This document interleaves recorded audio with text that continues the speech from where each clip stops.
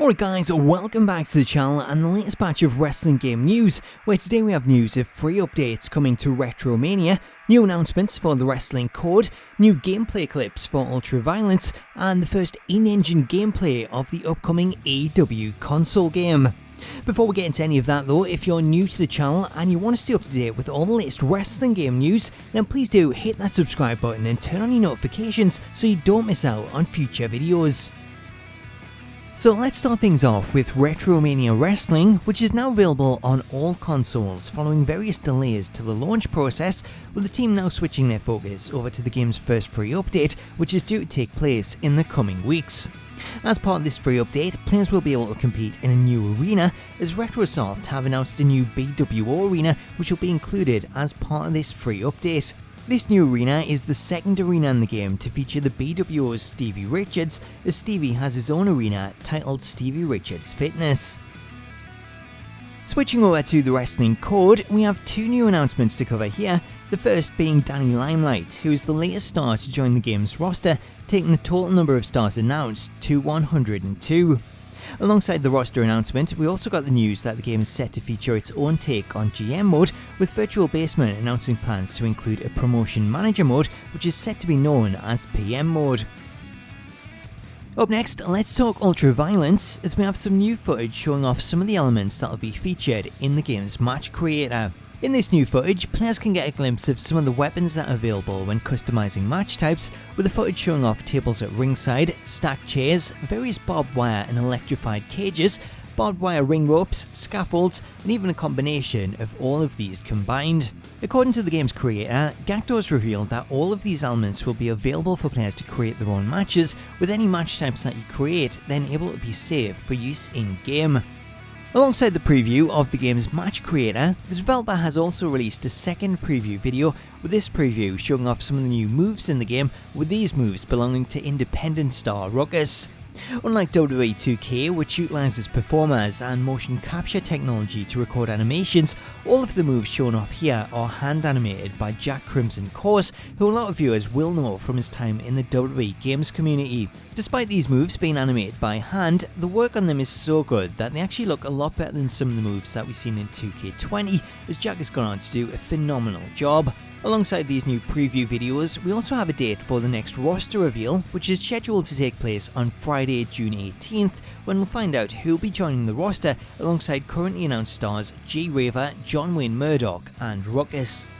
Before we move on, let me take a moment to tell you about today's sponsor, the Ridge. Unlike traditional wallets, which are large and bulky, the Ridge wallet has a modern, sleek design that doesn't stick out in your pocket. Depending on your preference, there's a ton of colours and materials that you can choose from, including titanium, aluminium, and my personal favourite, the carbon fibre Ridge, which is the one that I use. The Ridge provides storage for up to 12 cards, whilst also offering RFID blocking technology to keep your cards safe from digital pickpockets. For those carrying cash, the Ridge also comes with the option of a cash strap or a cash clip, allowing you to safely store banknotes. If you want to pick one up either for yourself or as a present for a friend, then you can head over to ridge.com/Smacktalks, where you can save yourself 10% and get free worldwide shipping and returns if you use the voucher code Smacktalks. Finally, let's talk AEW games, as the latest episode of the AEW Games 2 show aired yesterday, and it brought with it some brand new footage of their upcoming console game. This new footage began by showing off an in-game preview of Darby Allin's character model, which appears to be a lot more realistic than the exaggerated designs that were shown off in the original trailer. This change appears to indicate that the team have taken on board a lot of the fan feedback from that initial trailer, as the biggest complaint coming out of the trailer was the design of the models and their exaggerated cartoony look, which put a lot of people off. Seeing Darby's model, it looks as though this is something that is now being addressed, with the character looking a lot more realistic. It does still feature larger hands, but on the whole, that exaggerated look looks to have been toned down. Following the reveal of Darby's character model, AEW went on to reveal their first gameplay footage, with this new footage showing off Darby in the AEW Dynamite arena, where he can be seen going up against the green moveset man, who also appears to be all elite. This new footage shows off a series of moves, including a standing punch, a dropkick into the apron, and Darby's signature coffin drop, with a lot of fans noting that some of these moves resemble animations that we see in the WWE series, which isn't really a big shock, as Yuke's were the developers working on them games, therefore it is likely that we'll see some assets repurposed.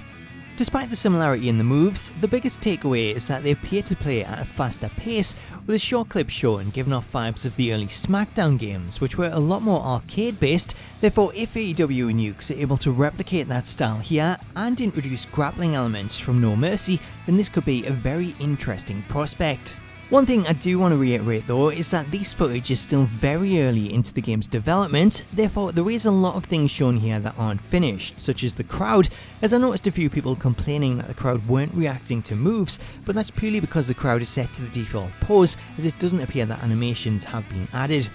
Other complaints come in relation to Darby's hands, as the springboard move shown in the gameplay see his hands fail to grab the top rope, with Andy from the SmackDown Hotel pointing out that this could be down to Yuke's using the old version of their ring asset that they used on the PS3 and Xbox 360, as that version of the ring was much larger, with the ropes also being lower down. Therefore, if the moves shown were originally created for the modern ring that was resized in 2K15, then this could be the reason. Now, usually when we get gameplay like this for a new WWE game, I'll go through the crowd shirts to see who's featured, as this usually gives a good indication of who will be on the game's roster. So doing that for AEW, here's the crowd shirts that I was able to spot. We have the Young Bucks, Kenny Omega, Jon Moxley, Orange Cassidy, Darby Allin, Tay Conti, Cowboy Adam Page, and then the last one, I struggle to find this one, but it's my yard pointing out that this is Britt Baker's 23 shirt. So obviously all of these shirts are for stars that we were expecting to see featured anyway, so there's no real surprises, but if you picked up on anyone else, then let me know about them in the comments. So that's the footage itself. I think it's looking really good, and I'm really glad that they've changed up the character style to make the models more realistic, as I think that change will bring back a lot of interest from the players that were initially turned away from the game due to its look, as this new style looks to be a lot better. I also think that AEW deserve a lot of credit for their willingness to share actual gameplay this early into development, as even though it's clearly not finished, this is great for fans to see how it is progressing and then provide feedback. That also goes for the entire 2-point show itself, as I think this one was the best one yet, as having Ali and Aubrey host it and go into detail about their games, provide updates and feedback on bugs and how they've been addressed. It was all a great way to keep players updated, and something that I think WWE and 2K could learn a lot from. So that does it for this latest batch of wrestling game news, but I would love to know what you made of it, especially that new AEW footage, so let me know your thoughts in the comments, and if you haven't already, please do hit that subscribe button and turn on your notifications to stay up to date with all the latest wrestling game news. Until next time though, thank you so much for watching this video, have yourself an awesome day, and I'll catch you later.